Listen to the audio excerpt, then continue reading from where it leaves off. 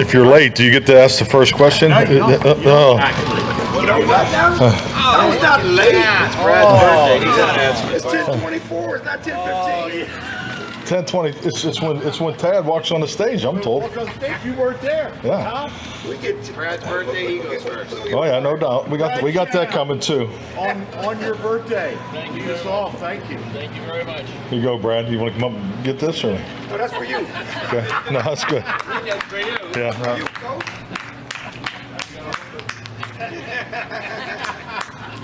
Turn it down sweet, son.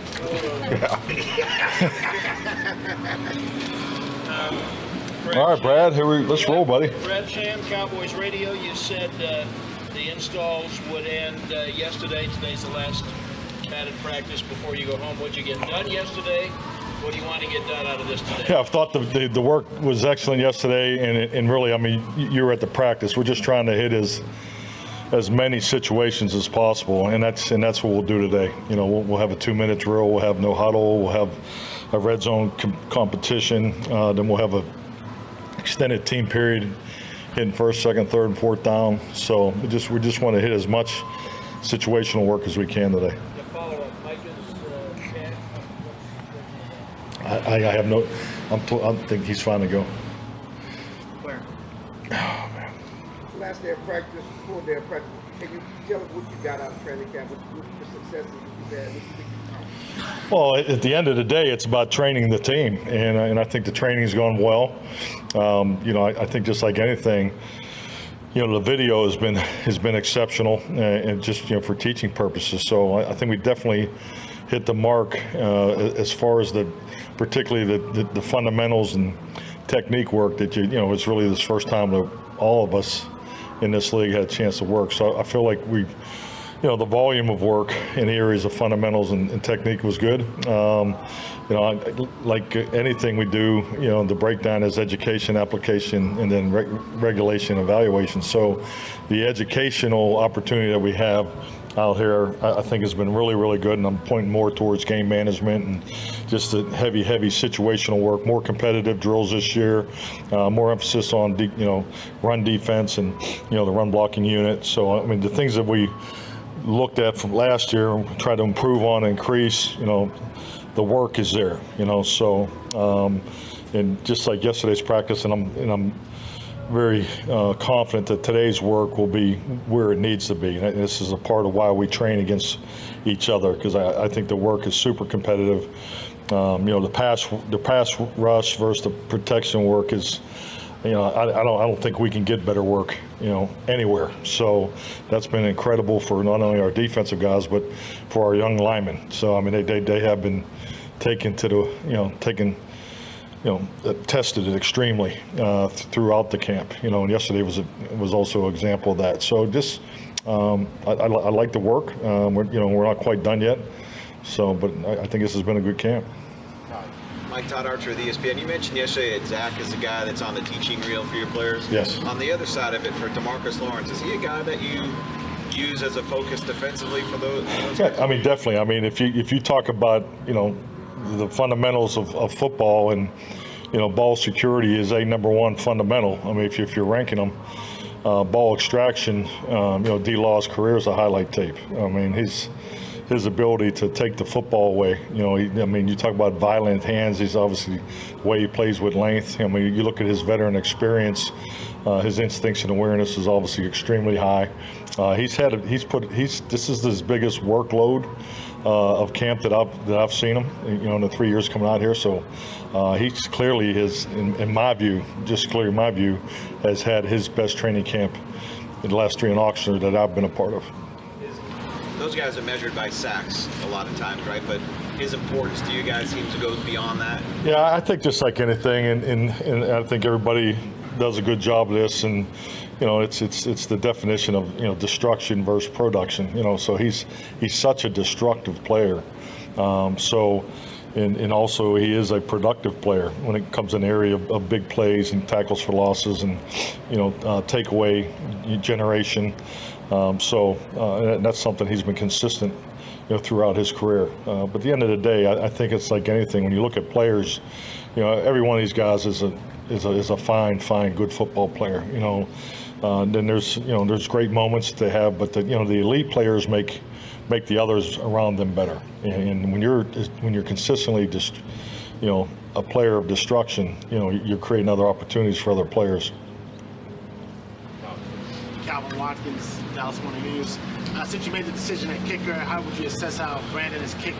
I think Brandon's said, if you go back to the game, I think we talked about that a little bit in the walk-off the other day, but extremely, strong leg. I mean, his kickoffs are as strong as that I've seen. Loved his kickoffs. We've been really emphasizing, the operation because we're behind there, and as far as the number of reps and amount of work that we've been able to do. So the goal was to speed it up some. We hit the target. If anything, we were too fast on the one that he missed. So great, the production was obviously, but I thought the step of getting to where we need to get, in the operation of the battery, the snapper, holder, and kicker, I thought we definitely took a big step, against Jacksonville. Do you think mentally he's going to handle everything? One thing that you got a veteran guy who knows the ups and downs, but he's never really done this before. Well, I mean, I don't think he can come to a better place. I mean, we got the softest media in the world, and so, I mean, he'll be fine. He'll be fine. So. Brad.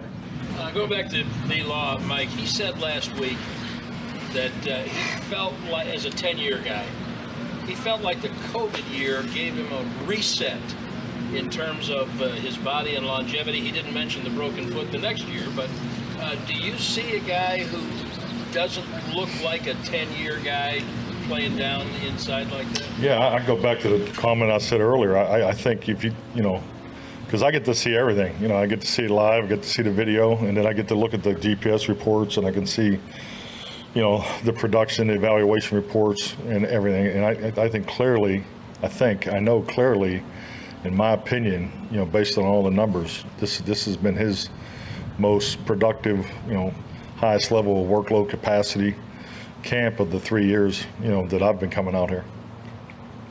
Coach, Robbie Fueling, Dallas, Spectrum News 1 in Dallas.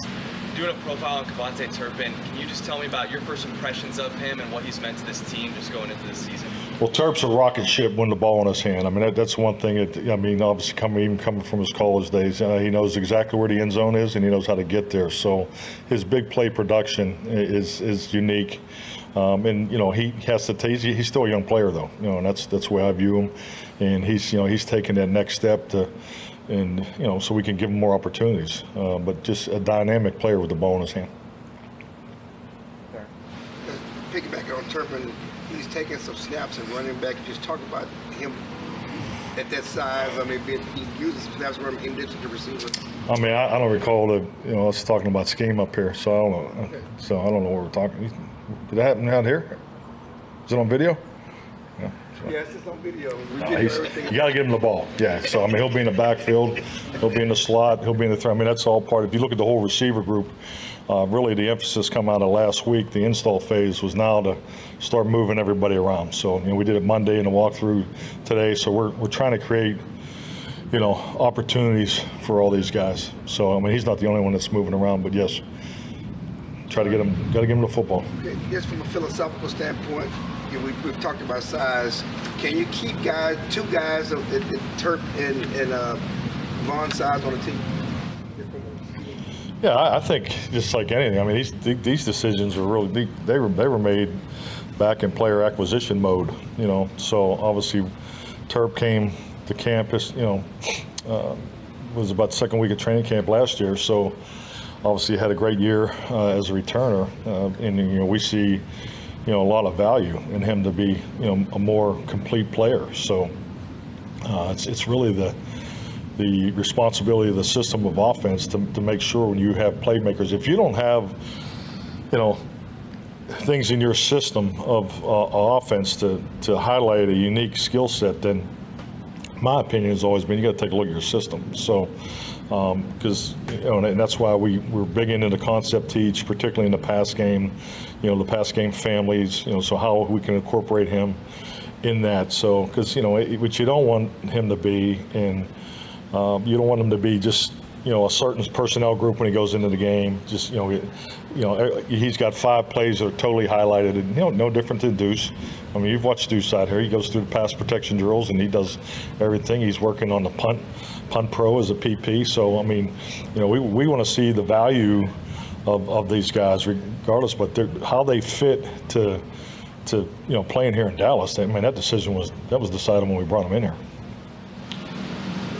Mike, you told us, I think in June, about you want your quarterback to take ownership, have ownership of the offense. Yeah. With the changes that you guys have put in, whether big, small, whatever, how is Dak on all that? I mean, how do you think he is? I mean, he's built for this. It's an approach I've always taken as a coordinator.